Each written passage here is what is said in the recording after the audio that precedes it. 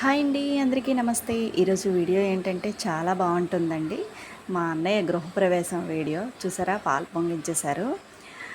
మనం వీడియోలో చూసేద్దామా? ఇంకా స్కిప్ చేసేయకుండా చూసేయండి. ఫస్ట్ అయితే పాలు పొంగించేశారు. ఇలా ఎన్ని గంటలకంటే వేకువజామున 3 గంటలకి వీళ్ళకి ముహూర్తం పడిందంట. సో అప్పుడు అందరూ కూడా వెళ్ళి చక్కగా ముందు మా అన్నయ్య వదనలు పాలు పొంగిచ్చారు.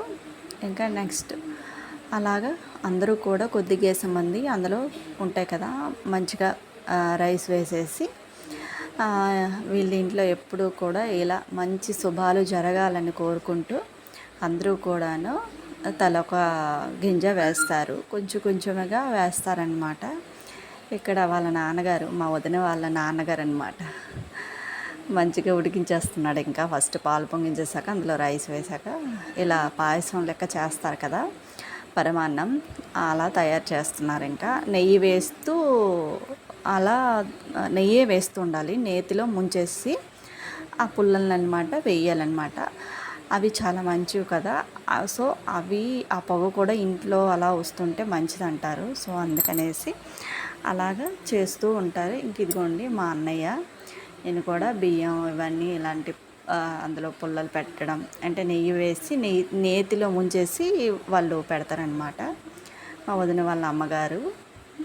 నెక్స్ట్ ఇంకా అలా కొంచెం కొంచెంగా అందరు చూసారా, పాలు పొంగాక ఫస్ట్ పాలు పొంగాలి. పాలు పొంగాక నెక్స్ట్ అందరూ కూడా అందులో బియ్యం వేస్తారనమాట. వేసేసి ఇంకా దండం పెట్టుకుంటున్నారు. ఇక్కడ మీరు చూసారా, మా పంతులు గారు వచ్చారు. పంతులు గారు వచ్చి ఇంకా అన్ని మంత్రాలు చదువుతూ శాస్త్రోక్తంగా చేస్తూ ఉంటారనమాట. ఏది చేసినా కొంచెం ట్రెడిషనల్గా చేయాలి కదా. ఇంట్లో మంచి జరగాలంటే ఫస్ట్ గృహప్రవేశం అప్పుడే అన్నీ కూడా మంచిగా చేయాలి.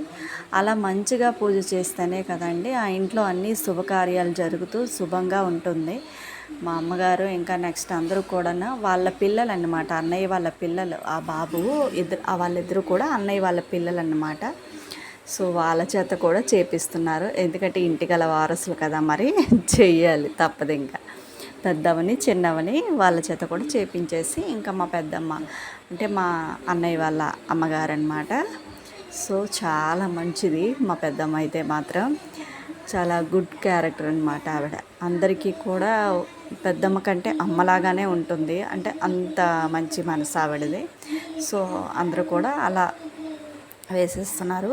ప్రతి ఒక్కరి చేత కూడా వేసేసి ఇంకా ఉడికించేస్తారనమాట పాయసం.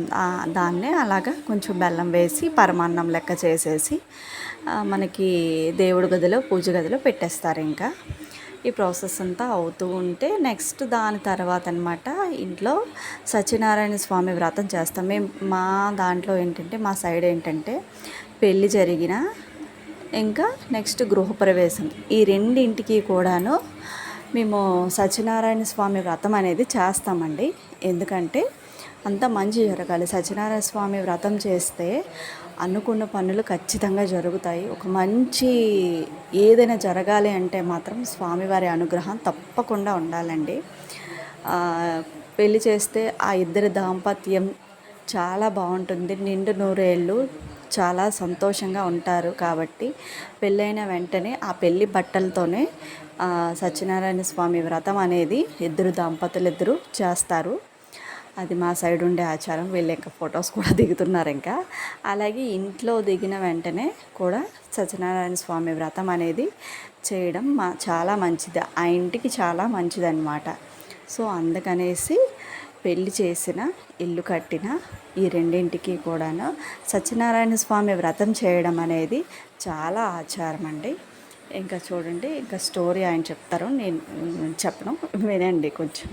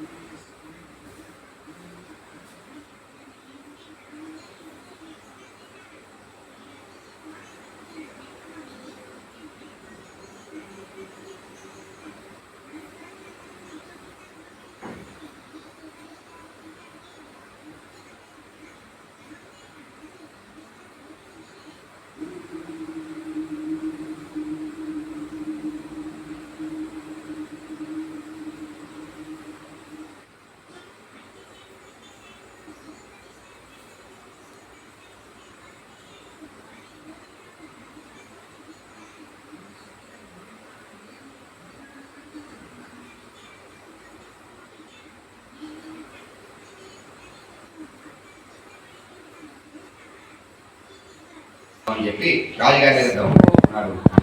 సామాన్యాన్ని కొనేసి తిన్నగా వచ్చి కూర్చొని వ్రతం అంతా పూర్తి చేశారు. ఇంత ప్రసాదం తీసుకొచ్చి అక్కడ పెట్టేసరికి రాజుగారు అన్నారట, అలా కాదు మీ చేతితో నా చేతికి ఇవ్వండి అని చెప్పేసరికి ఆ చేతితో ప్రసాదం తీసుకొని సత్యనారాయణ స్వామి దండం పెట్టారు. తండ్రి సత్యదేవ, నేను చేసిన తప్పు ఇది ఒకటే కనిపిస్తున్నది కాబట్టి ఈ తప్పును నేను సరిదిద్దుకున్నాను. కాబట్టి నేను మరలా వెళ్ళేసరికి నా కోట పేట శుభ్రంగా ఉంటే నేను నీ వ్రతాన్ని ప్రతిరోజు కూడా నా రాజ్యంలో జరిపిస్తాను అని దండం పెట్టుకున్నాడట.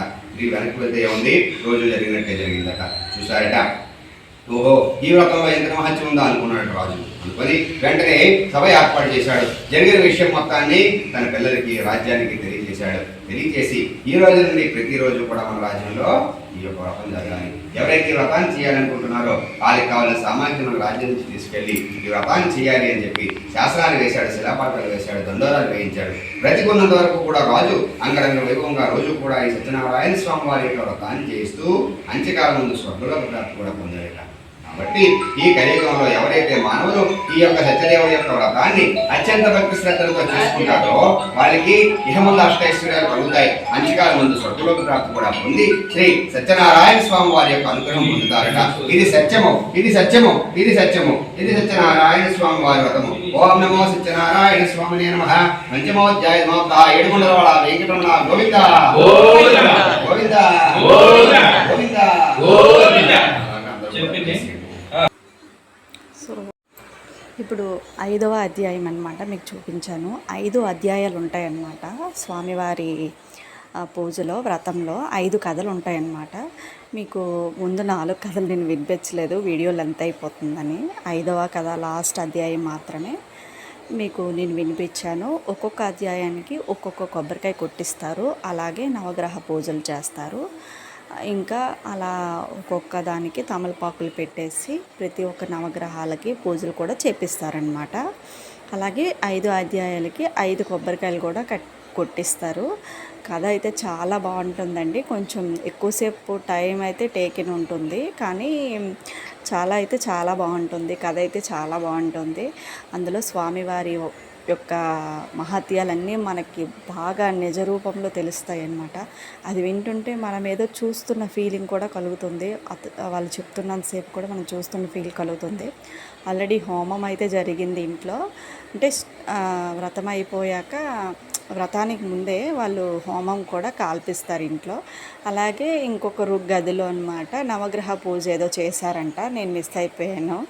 మార్నింగ్ 3 గంటల కంటే నేను వెళ్ళలేకపోయాను, ఊర్లోనే కానీ వెళ్ళలేకపోయాను. సో అప్పటికే పూజ కూడా, అంటే వ్రతానికైతే నేను వెళ్ళాను, కానీ ఈ పాలు పొంగించిన టైంకును నవగ్రహ పూజ ఏదో చేస్తారట, దానికి మాత్రం నేను మిస్ అయిపోయాను అనమాట. సో వాళ్ళే వీడియో క్లిప్ తీసేసి ఉంచారు, నాకు పెట్టారు. అది నవగ్రహ పూజ కూడా ఇంట్లో చేస్తే చాలా మంచిదని విన్నాను. చూసారా, హోమం పిక్స్ అయితే నాకు పెట్టారు. హోమం చేసేటప్పుడు వాళ్ళు ఇది చేయలేదంట, వీడియో తీయలేదంట, నాకు అది పెట్టారు. సో నాకు వీడియో మీకేమనిపించింది? నా వీడియో కనుక నచ్చితే లైక్ అండ్ సబ్స్క్రైబ్. అలాగే వీలు కుదిరితే మీరు కూడాను సత్యనారాయణ స్వామి యొక్క వ్రతాన్ని చేసుకోవడానికి మాత్రం చాలా ప్రయత్నించండి, చాలా మంచి జరుగుతుంది. ఇక్కడ స్వామివారికి స్వయం పాకం కూడా ఇస్తున్నారనమాట. సో తర్వాత ఇంకా వంటలు ముందుగానే స్టార్ట్ అయిపోయాయి. ఇంకా చుట్టాలందరూ కూడా క్యాటరింగ్కి మరి ఏమి ఇవ్వలేదండి, కొంచెం ఎక్కువ జనాలు అయ్యారు. మేమే వండేసుకున్నారు. బూరెలు ఇక్కడ చుట్టారనమాట. చుట్టేసి ఉంటారు కదా పెద్దమ్మలు, పిన్నమ్మలు, అత్తయ్యలు, వాళ్ళందరూ కూడా కూర్చొని దగ్గరుండి అన్నీ జరిపించేశారండి. వంటలు కూడా పులిహోర ఇలాంటివి కొన్ని ఐటమ్స్ అయితే మనకి నాన్ వెజ్ అయితే స్వామివారి పూజ అవన్నీ చేసుకున్నాము. ఇంట్లో దిగిన 9 రోజుల వరకు కూడా నాన్ వెజ్ అనేది ఇంట్లో ఉండదు, వండకూరు. క్లాస్లో మా బాబు చూసారా, వాడిదే రాజ్యం అంతా వడ్డించేసి చాలా హడావిడి చేశాడు. నా వీడియో ఎలా అనిపించింది? మీకు నచ్చితే లైక్ అండ్ సబ్స్క్రైబ్. అలాగే వ్రతం చేయడానికి మాత్రం చాలా ప్రయత్నించండి. Okay friends, bye.